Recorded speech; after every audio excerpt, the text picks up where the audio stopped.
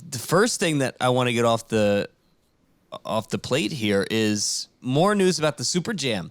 2 straight weeks of SuperJam news, and I think the one that got us all, the eye popper, was Hanson on the farm, kids. 40-year-old men singing MMMBop. I can't wait. Yep. Seriously, what was your thought when you saw that? I loved everything about it. I know. Me too. My 33-year-old son was a huge Hanson fan, and I'm sure he loves you saying that out loud. Yeah. It won't embarrass him, and here's why. It doesn't embarrass me. I love a good pop song.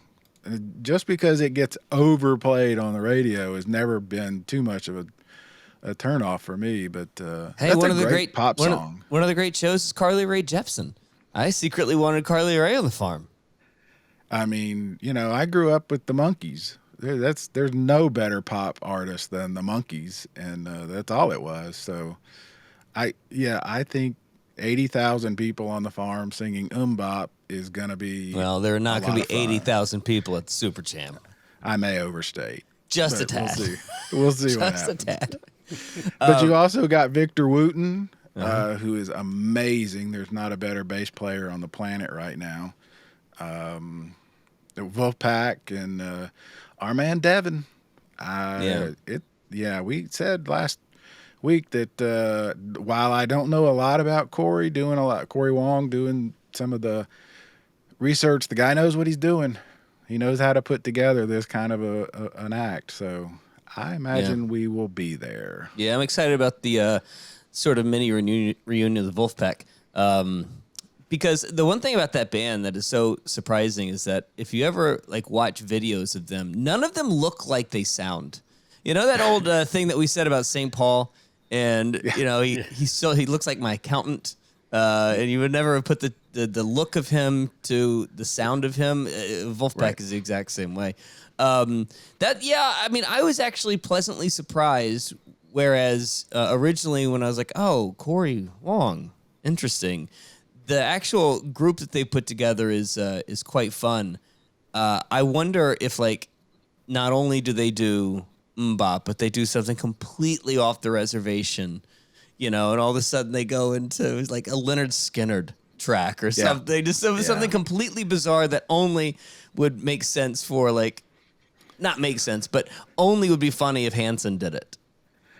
I'm betting we don't get a full 3 or 4 minutes of MMMBop. It might be a teaser, come on. Don't do that to me. It'd be funny to Why start have Hanson there if you only do Freebird. 90 seconds of MMMBop? Wouldn't it be that would be funny though to start that and then go into Freebird or something that you wouldn't expect from them. That's another Little Dicky moment. Well, no, that's not what I meant at all. That was terrible. Well, I mean, he started to play the song and then just stopped. And then just said, it's what would he said? It's an 8-minute video, guys. What do you expect? Yeah, that was terrible. I want the whole That's song. not what I mean. Yeah, that's what I want. Exactly. That's what I came here for. One song anyone wanted to hear. Exactly. No, guys. They're here to see me get naked, okay? No, they're really here to see my They're here for my hype man. My hype man do 20 minutes. That's what they came for. I mean, honestly, what a great name for a band, Hype Man. Hype Man. It is a good name. Yeah. I love it. I'm really I have always said that the things that I love about Bonnaroo are these bizarre bookings that sound ridiculous on paper. Hanson's one of them. Kenny Rogers back in the day. I still think that will work on the farm is Hootie the Blowfish. I mean, I want these kind of Korn. Look at Korn and how how exciting it is to just think about the idea of Korn being there. We all, saw the Limp Bizkit thing, last year. Did you ever think you'd see Korn and Hanson at the same festival? Yeah, right. I know. I think it is really, really unique, and I'm all in on it. I want more eye-poppingly goofy bookings like that.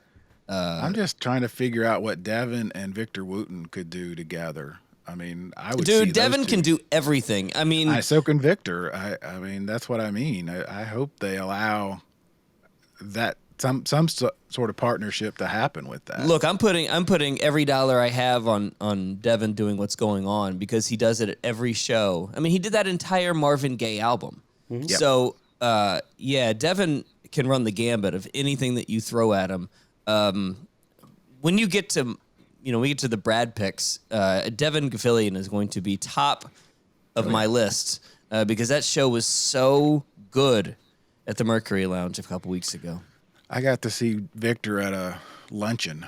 He was a special guest. He was here to perform as a fundraiser, and they did a luncheon, and he did about a 10-minute thing, maybe 15, and he did Amazing Grace on the bass, and it was incredible, just incredible.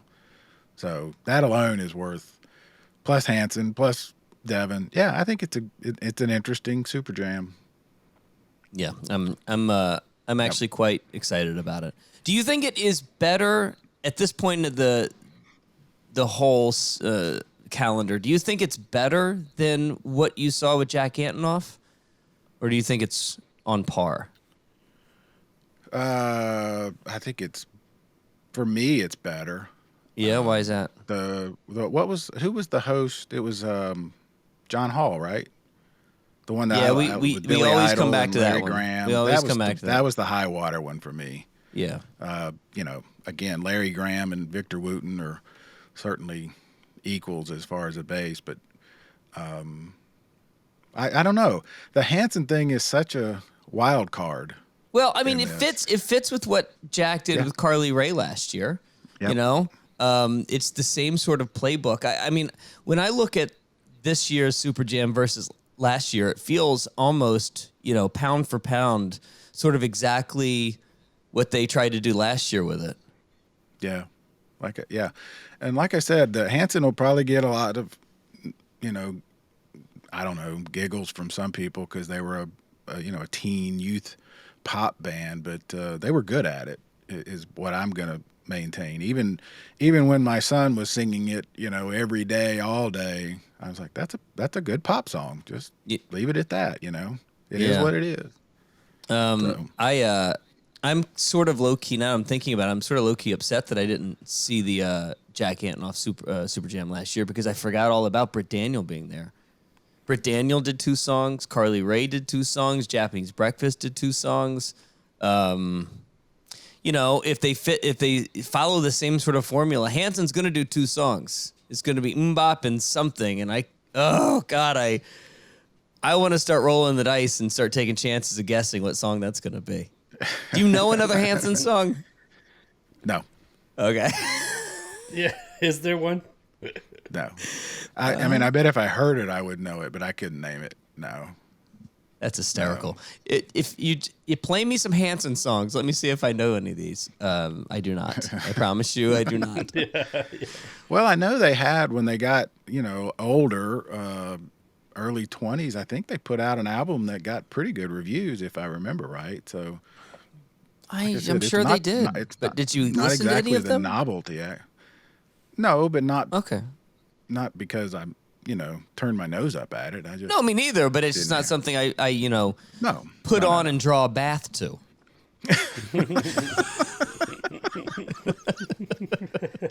I'm afraid to ask. What do you put on and draw a bath? Skrillex. It really relaxes me.